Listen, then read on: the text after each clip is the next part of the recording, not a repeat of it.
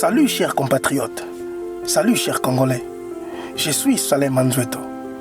On me dit souvent que le Congo, notre patrie, est un scandale géologique, dans son sous-sol, très riche, regorge de ressources minérales, cuivre, cobalt, coltan, or, diamants et tant d'autres. Un sous-sol d'une exceptionnelle richesse en matières premières. Il est aussi dit que le Grand Inga est considéré comme le plus grand barrage hydroélectrique au monde. Mais malgré le comptage de ces richesses, le peuple ne vanterait que des échos de tristesse. Nous conditionnons à un mode de vie dans lequel nos tabous sont devenus bantous. L'humanisme se confond à l'égoïsme. Une jeunesse affolée et inconsciente, prête à transgresser son utile pour embrasser son futile. La République démocratique du Congo, mon pays, une nation bénie, malheureusement sa bénédiction représente une illusion pour la majorité de son peuple, mais une récréation pour certains de ses dirigeants. Nos politiciens, ils sont assoiffés du pouvoir. Ils viennent avec des beaux discours dont la réalisation se perd dans la cour.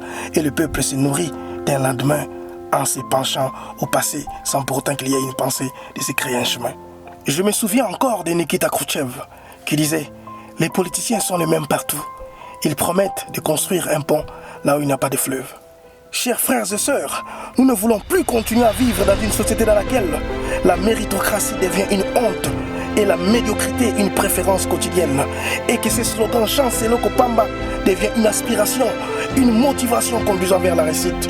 Chers compatriotes, nuit et jour sans relâche, nous dénonçons l'irresponsabilité de nos politiciens par rapport à notre situation, notre souffrance et misère. Mais on oublie aussi une chose, que on ne souffre pas seulement parce qu'on a les mauvais dirigeants, mais parce qu'on s'aspire au mauvais choix. Comme l'a déclaré Aminata Traoré, l'humiliation du continent africain ne réside pas uniquement dans la violence à laquelle l'Occident nous a habitués. Elle réside également dans notre refus de comprendre ce qui nous arrive. Ironiquement, c'est tout le monde qui a l'amour pour le Congo. Nous chantons la même chanson. Malheureusement, chacun de nous s'approprie de son propre refrain, son intérêt personnel. Nous nous laissons obnubiler par les Djalelo pour se contenter que de l'élo, oubliant que c'est notre avenir qui est jeté dans l'eau. Est-ce qu'aimons-nous vraiment le Congo? Est-ce que défendons-nous véritablement le Congo et son intérêt général? Nous défendons des gens qui spolient les biens publics parce que seulement nous partageons un même groupement ethnique avec eux. Et il y en a d'autres qui continuent à faire main basse sur le fond de l'État, mais ils sont intouchables parce qu'ils sont membres d'une famille politique. Nos textes législatifs sont devenus des prétextes pour certains et contextes pour les autres. Comme disaient les sphinx de Lémété, la misère de notre pays vient du fait que nous ne respectons pas nos propres lois. Nous avons créé des lois et avons ligoté au lieu de nous faire ligoter par elles. Quel est notre idéal? Nos tribus sont à la base de nos abus. Nous oublions une chose, qu'avant d'être Mukongo, Muluba, Mswahili et Mungala, on est d'abord Congolais. Pourquoi voulons-nous s'agripper ou s'accrocher à un arbre dont les racines sont en ruine?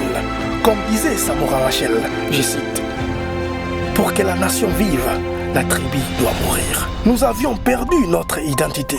Notre fierté se volatilise dans l'histoire. Une dignité évanescente et une patrie se reléguant aux rumeurs et aux buzz. Chers frères et sœurs, dressons nos fronts, longtemps courbés, et pour de bon, prenons le plus bel élan dans la paix. Que cet hymne ne soit pas d'une domolo, mais plutôt un chant qui nous unit, un cantique qui restaure notre dignité à travers ses lyriques. Et ensuite renouveler notre amour pour le Congo, afin qu'on dépasse notre limite tribale et affection ethnique. Que cet hymne nous sert comme un serpent d'airain qui restaure et instaure un état digne et crédible pour tous. Marcus Garvey nous rappelle en disant que un peuple sans connaissance de son histoire, de son origine et de sa culture passée est comme un arbre sans racines. Si vous n'avez pas confiance en vous, vous êtes vaincu 2 fois dans la course à la vie. Et cela nous permet de dire Papa Bo, Moko, Mama Bo, Moko, Ekolo Bo, Moko, Mokonzi Bo, Moko. Monsieur le Président Félix Tshilombo, nous croyons que cette alternance n'est pas une alternative de l'ancien régime, mais plutôt l'instauration de l'état de droit. Un état de droit qui mettra trêve au scandale économique, politique et sociologique. Une alternance qui va initier l'instauration d'un système juridique qui va nous défendre sans tenir compte de nos rangs sociaux. Une nation qui assurera la protection territoriale de son peuple. Plus particulièrement, mettra fin au massacre de l'Est. Une nation qui ne va pas continuer à garder mutisme lorsque ses enfants sont en danger. Une nation dont la paix sera son mode de vie, la justice son éthique et le travail pour assurer son lendemain.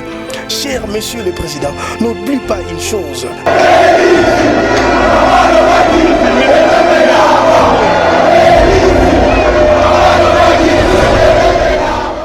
Cela s'harmonise avec les dernières paroles de ce vaillant héros Rossi Chimanga, avec un regard rempli d'hémorragie, disant avant de rendre l'âme, le peuple gagne toujours.